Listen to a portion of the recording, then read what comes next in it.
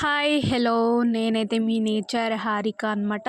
So ఈ recipe అయితే నాకైతే ఫస్ట్లో వచ్చేది కాదు, బట్ ఇప్పుడు చాలా పర్ఫెక్ట్గా చేస్తానన్నమాట. అంత ఎక్స్పర్ట్ అయిపోయాను అనమాట ఇందులో. ఏంటది అనుకుంటున్నారా? రాగి రొట్టి ప్రిపేర్ చేస్తున్నాను అనమాట. ఫస్ట్ ఆఫ్ ఆల్ రాగి రొట్టి చేయడానికి మనకైతే కావాల్సినవి ఏమేమి పదార్థాలు నేనైతే చెప్పేస్తాను. ఇంకా మిర్చీస్ తీసుకోవాలి, అవి చాలా సన్నగా తరుక్కోవాలి. ఇంకా ఫైనల్గా 4-5 వెల్లుల్లిపాయలు వేసుకోవాలి. ఎందుకంటే అవి వేసుకోవడం వల్ల మనకి కొంచెం అంటే ఇప్పుడు డైజెషన్ ప్రాబ్లమ్స్, ఇంకా కొలెస్ట్రాల్ ప్రాబ్లమ్స్ ఉంటాయి కదా. సో మనం వెల్లుల్లి అలా తినలేము కాబట్టి సో ఇలా ఏదో ఒక వస్తువులు వేసుకుని తినేస్తూ ఉండాలి. ఇంకా ఫైనల్గా అయితే ఆనియన్స్ చాలా సన్నగా తరుక్కొని, ఇంకా కొత్తిమీర, కొద్దిగా కరివేపాకు అనమాట. సో కొంచెం జీలకర్ర వేసుకునేసి తర్వాత మనం కొంచెం సాల్ట్ వేసుకోవాలి తగినంత. బాగా మిక్స్ చేయాలన్నమాట. ఎంత బాగా మిక్స్ చేయాలంటే అంత బాగా. ఇంక ఇదైతే పల్లీల పొడి అనమాట. పల్లీల పొడి మనం దబ్బలుగా చాలా బాగా ఫ్లేవర్ రావాలంటే దబ్బలుగా దంచుకొనేసి దాన్ని చాలా వేసుకోండి. అంటే ఇప్పుడు మనం రాగి పిండి ఎంత తీసుకుంటామో అలాగే పల్లీల పొడి కూడా చాలా బాగా తీసుకోవాలన్నమాట. అంటే 2 సరిపోయేంతగా తీసుకోండి. లేదంటే పల్లీల పొడి చాలా తక్కువగా తింటారనమాట కొంతమంది రాగి రోట్లో. సో పల్లీల పొడి తగినంత తీసుకోండి, లేదంటే మీకు ఎంత కావాలంటే అంత తీసుకోండి. ఇంకా ఫైనల్గా ఇలా అయితే కలుపుకున్న తర్వాత వాటర్ అయితే దానికి సరిపడినన్ని మనం కలుపుకుంటూ ఉండాలి.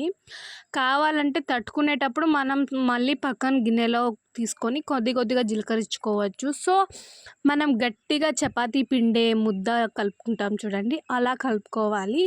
మనం ఈ ప్రాసెస్ అంతా ఎంత బాగా కలుపుకుంటామో అంత బాగా మనం చేసుకోవడానికి బాగుంటుంది. సో నేనైతే ఇలా కలిపేసాను. ఇంకా ఫైనల్గా కొంచెం మెత్తగా రావడానికి లైట్గా వాటర్ జల్లేసాను అనమాట.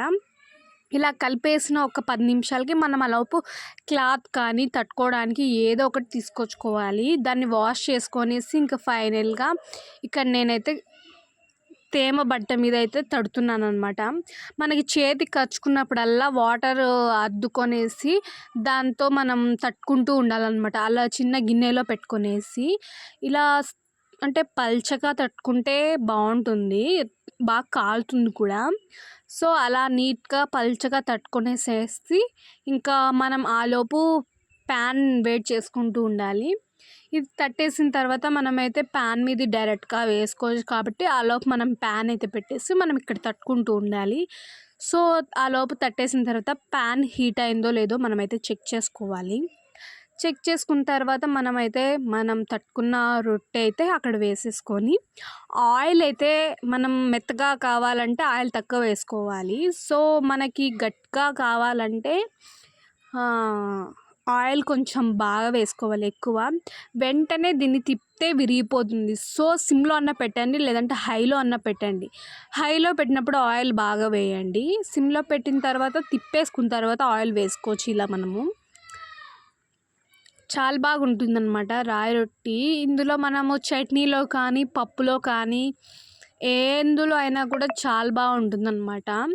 ఒక్కొక్క సైడ్ ఒక్కొక్క దాంట్లో బాగా తింటారనమాట. సో మీరైతే రాగి రొట్టెలోకి ఏది తింటారో నాకైతే కామెంట్ చేయండి. ఎప్పుడు ట్రై చేయకపోతే నేను ట్రై చేస్తాను, ఓకే. ఇంకా ఫైనల్గా ఇలా అయితే బాగా కాల్చుకున్న తర్వాత మనం తినడానికి రెడీ అయిపోయినట్టే. ఇంకా మనం ఎందులో అన్నా తినొచ్చు, లేదంటే కారం ఇందులోనే ఉంటుంది కాబట్టి డైరెక్ట్గా తినేయచ్చు. ఇంకా ఫైనల్గా నా ఛానల్ కొత్త వాళ్ళు చూస్తూ ఉంటే సబ్స్క్రైబ్ చేసుకొని లైక్ చేసి గంట